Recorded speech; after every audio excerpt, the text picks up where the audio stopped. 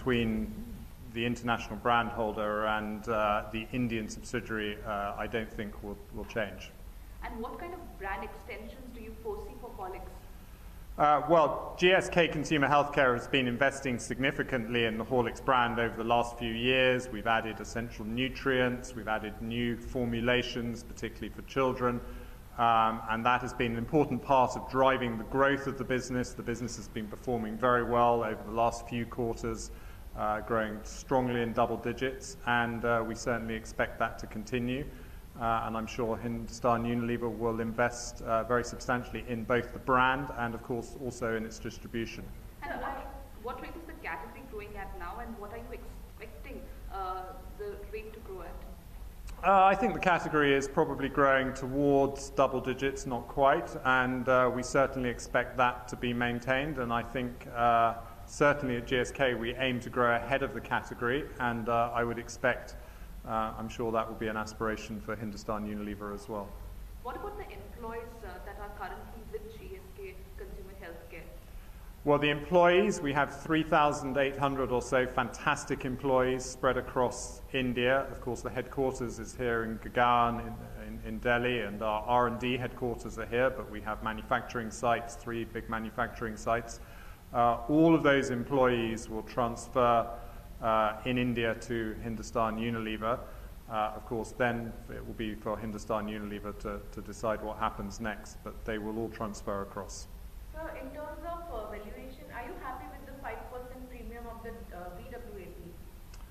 Yes, I think this is a very good deal for the shareholders of GSK Consumer Healthcare.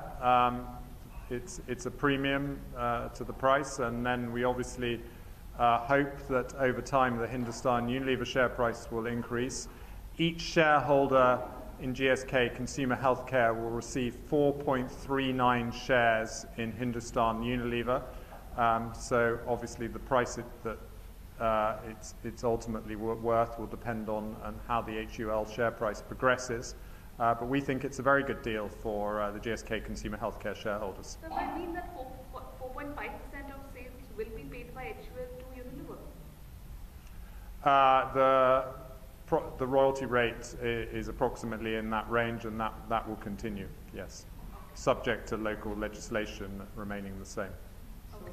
So, but considering, 2-3 questions, considering that the transaction was done to pay for Novartis, isn't it a bit surprising that an all-equity deal is achieved as opposed to at least a majority cash one?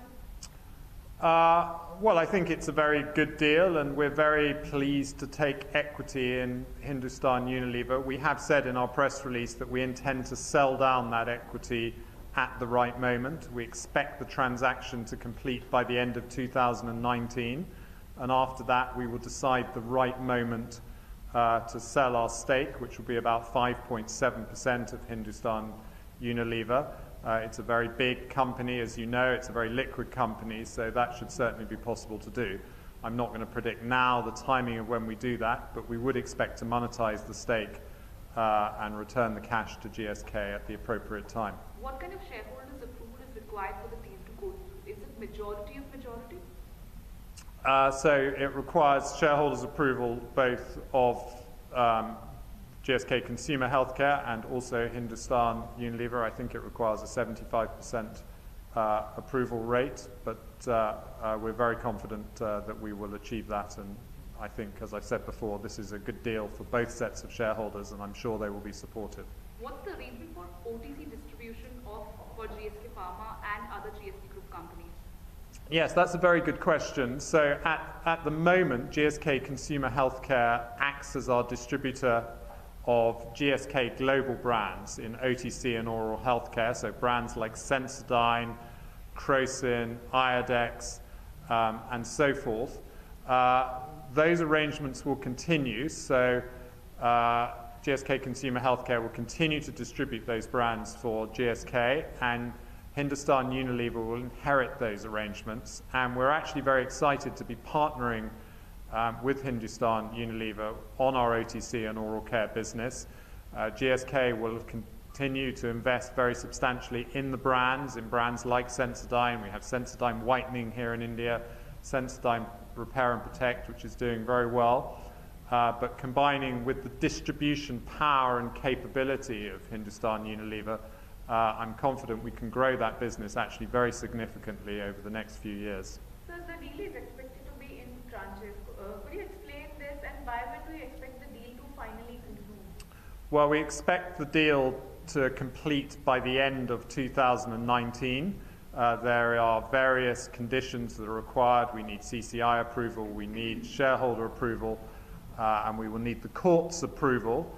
We expect all of that to take about a year. Could be a little bit earlier, but we shall see. At that point, the transaction will close. We will receive cash, around about £570 million sterling, for our non-Indian assets, so for the brand rights, for the distribution rights outside India, and for our 82% holding in Bangladesh. So we will receive that cash on closing, and we will also then obviously receive the shares in Hindustan Unilever. When we monetize those shares and how we do that, we shall have to see at that moment, but we won't decide that until we've completed the transaction, hopefully in a year or so's time. What's the brand value paid by Unilever to GSK? Well, the value of the assets outside India is about £570 million, and that includes the brand rights. So will the remaining business of GSK Consumer be merged with GSK Healthcare? The GSK Consumer Healthcare business will be merged with Hindustan Unilever, and that's what happens. Of course, GSK Pharmaceuticals, based in Mumbai, our pharmaceutical business remains a very important part of GSK. We have a famous business here in India with brands like Augmentin, Betnovate, and so forth. And I've also a vaccine business that is distributed through that business, and we will continue to invest substantially. We're building a big new factory in Bengal for the pharmaceutical business that should become fully operational next year.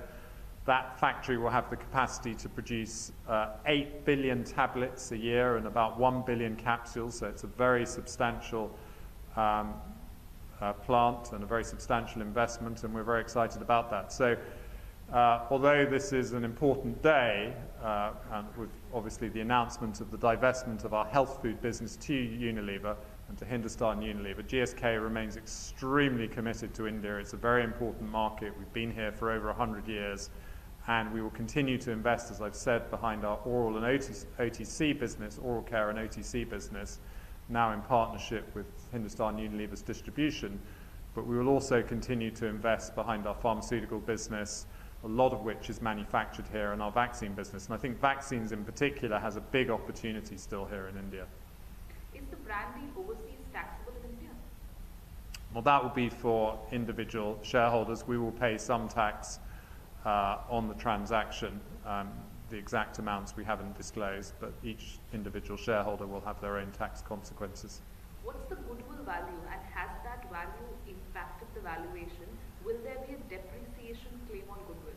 I'm not going to go into the technicalities of all of that. Essentially, each GSK Consumer Healthcare shareholder will receive 4.39 shares of Hindustan Unilever, and then their tax consequences will be for them. What is the arrangement between Unilever holding Bangladesh unit with HUL in India? That's really a question, I think, for Unilever. I mean, they will buy our 82% business in Bangladesh. The main part of that business now is really the health foods business, but whether they integrate that or what they do with it is a matter for them. So this deal done and dusted, what is your new focus now? Our focus in consumer healthcare is really oral care and OTC. So following the two transactions we did with Novartis, we now own 100% of the Novartis business. Firstly, it was a joint venture in 2014, and now we've bought out that stake. So we own 100%. That's a business that globally is about £8 billion, have fantastic brands like Panadol, Voltaren, and our denture care business.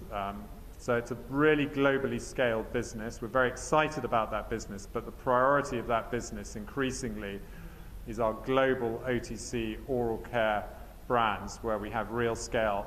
The health foods business here in India and Southeast Asia has been a fantastic business, but it's really become quite regional. So we've decided to focus on oral care and OTC. But what will you gain by giving distribution of Crocin to HUL? Well, as you know, HUL has a fantastic distribution capability, and I'm sure that they will be able to reach even more retail outlets than GSK Consumer Healthcare. We get to just over 1 billion. I think they can get to 4 million retail outlets across India. So the combination of GSK investing in brand innovation, line extensions in our OTC and oral care business, plus Hindustan Unilever's distribution capability right across India, particularly in the rural areas as well, I think can be a very powerful combination both for the business and for consumers. So will GSK Pharma become a delisting candidate in the future? This transaction doesn't affect GSK Pharmaceuticals at all. We're very happy with our position there. We own 75% of that business, and you shouldn't expect any changes around that. This was a strategic review just of GSK Consumer Healthcare and of our health foods business. So what about that business in countries, 20 countries in Asia and Middle East? Which is the company which is holding those businesses finally after this? Well, the brand rights to the countries outside India will be bought by Unilever. The big markets, apart from India, are really Bangladesh, Malaysia, and a few other smaller markets in Southeast Asia. So Unilever will buy those brand rights, and I'm sure will invest and maximize the distribution in those countries. And it's possible that Unilever may also take the brand into some new countries. That will obviously be a question for them, but that possibility exists. So this arrangement holds for all the 20 countries? Yes, Unilever are buying the brand rights to Horlicks and Boost in all the countries that GSK has those brand rights. We won't retain any brand rights at all. Thank you. Thank you all very much. Can cut it? Thank you. There will be now. Okay.